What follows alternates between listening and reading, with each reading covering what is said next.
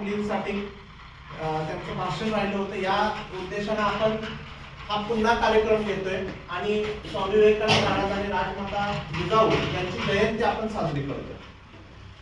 तर आज या महान दोन महापुरुषांचा जन्मदिवस, त्यांच्या जीवन कार्यातून, त्यांच्या जीवन प्रवासातून आपल्याला काही ना काही गोष्टी घेण्यासारख्या आहेत. त्यांच्याकडून काही ना काही आपल्याला शिकवण मिळते. त्यामुळं हा कार्यक्रम खूप महत्त्वाचा आहे. तर बघा, सकाळीच आपण स्वामी विवेकानंद महाराज यांची आपण सर्व माहिती बघितली. त्यांचा जीवन प्रवास, त्यांचं कार्य, जन्म, त्यांचं बालपण या सर्व गोष्टी जाणून घेतल्या. त्याच्यानंतर राजमाता जिजाऊ आहेत, हिंदवी स्वराज्याचे संस्थापक छत्रपती शिवाजी महाराज यांना घडवणाऱ्या त्यांच्या मातोश्री राजमाता जिजाऊ यांचाही आज जन्मदिवस आहे. तर ही जयंती आपण साजरी करतोय. तर आजच्या या कार्यक्रमामध्ये आपल्या शाळेच्या मुख्याध्यापिका श्रीमती जोगी मॅडम इथे उपस्थित आहेत. त्यांचं मी स्वागत करतो. त्याचबरोबर प्राध्यापिका गायकवाड मॅडम या कार्यक्रमामध्ये उपस्थित आहेत. त्यांचंही आपण सहर्ष स्वागत करतो. त्यानंतर प्राध्यापिका शिराळे मॅडम यांचंही या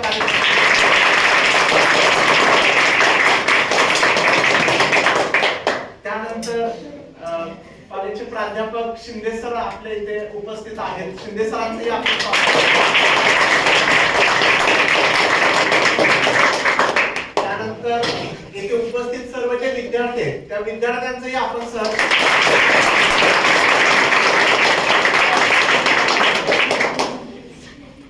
त्यानंतर मी आजच्या म्हणजे राजमाता जिजाऊ जयंती निमित्त जे 11वीची विद्यार्थिनी आपल्या समोर भाषण करणार आहे तिला मी आमंत्रित करतो. योगेश्वरी चव्हाण, तिला मी इथे येऊन राजमाता जिजाऊ बद्दल तिचं मनोगत व्यक्त करण्यासाठी इथं आमंत्रित करतो. योगेश्वरी चव्हाण मॅडम. मॅडम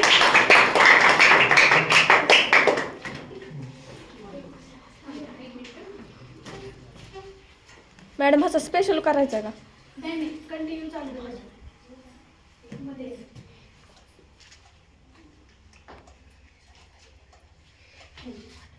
प्रतीपचंद्र लेखे वर्धिष्णुर विश्ववंदिता शहा सुनो शिवसेहसा मुद्रा भद्राय राजते आस्ते कदम गजपती भूपती प्रजापती स्वर्ण रत्न श्रीपती अश्वप्रधान जागृत न्यायलंकार मंडित प्रौढ प्रताप पुरंदर क्षत्रिय कुलावतंस सिंहासनाधीश्वर महाराज छत्रपती शिवाजी महाराज की जय.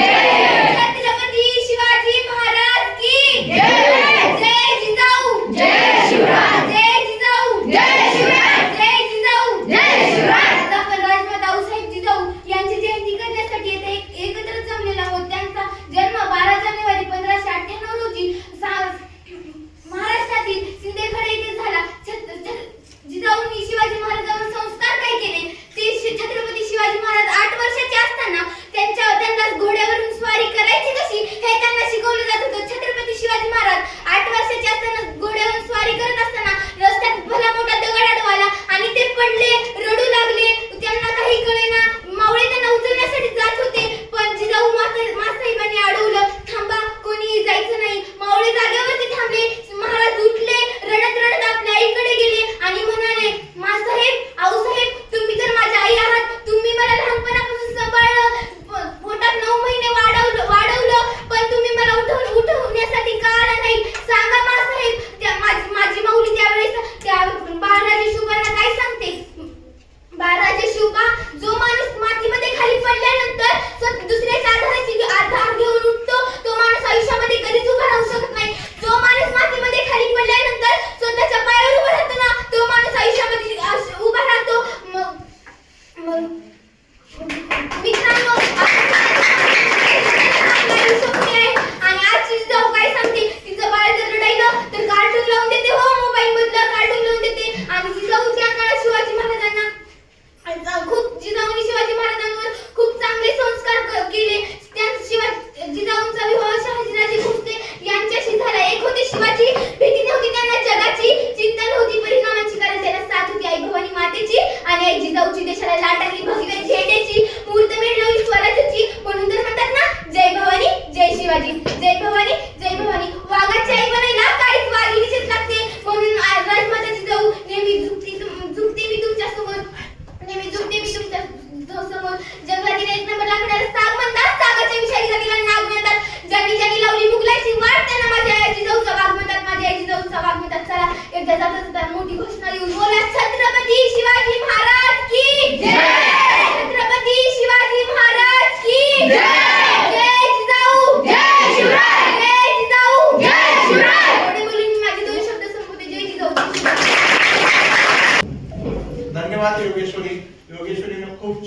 राजमाता जिजाऊबद्दल आपलं मत व्यक्त केलं.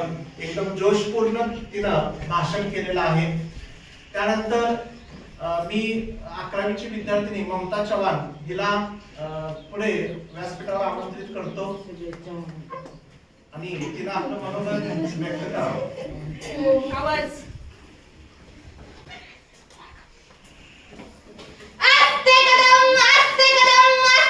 महाराज गणपती भूपती प्रजापती सुवर्ण रत्न श्रीपती अष्टप्रधान जागृत अष्टप्रधान वैशिष्ट्य योगीराज महाराज पौढप्रताप पुरंदर क्षत्रिय कुलवंश सिंहासनाधीश्वर राजाधिराज महाराज श्रीमंत श्री श्री श्री बोला छत्रपती शिवाजी महाराजांचा छत्रपती शिवाजी महाराजांचा प्रतिपचंद्र लेखक वर्धिष्णू विश्ववंदिता शासन शिवशेषा मुद्रा भद्राय राजते प्रतिपदेचे चंद्र गोरेप्रमाणे वाढत जाणारी आणि विश्वाला वंदनीय अशी छत्रपती शिवाजी महाराजांची राजमुद्रा मुद्रा लोक कल्याणासाठी शोभते आहे.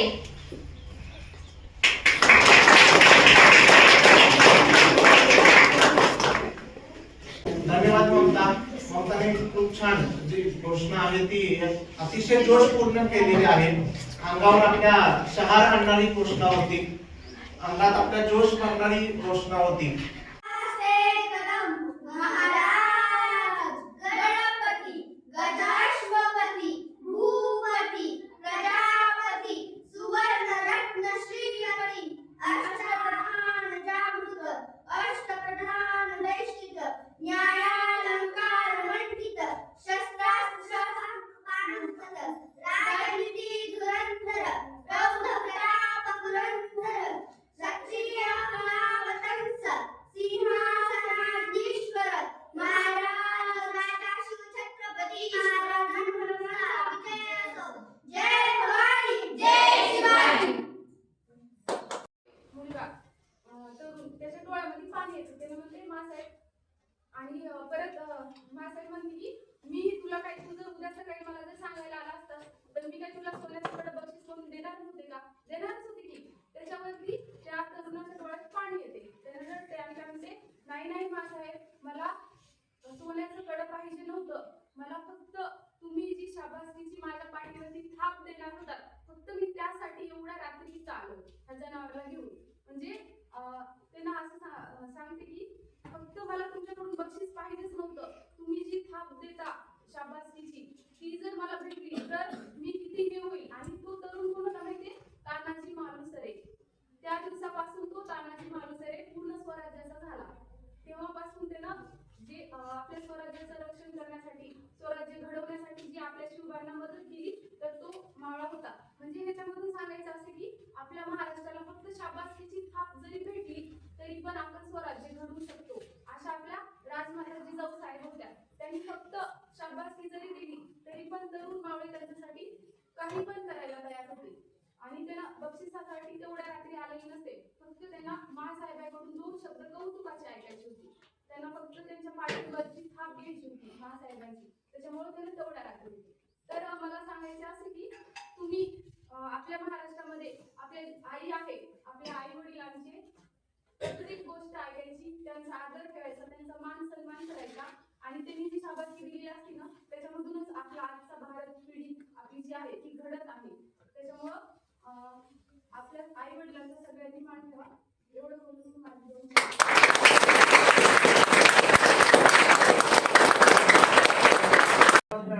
मॅडमनी खूप छान पद्धतीने राजमाता जिजाऊ यांच्या जीवनातील एक प्रसंग आपल्याला अतिशय सविस्तरपणे सांगितला, जो आपल्या सर्वांना समजला. तर हा छोटासा कार्यक्रम होता. या कार्यक्रमाचा समारोप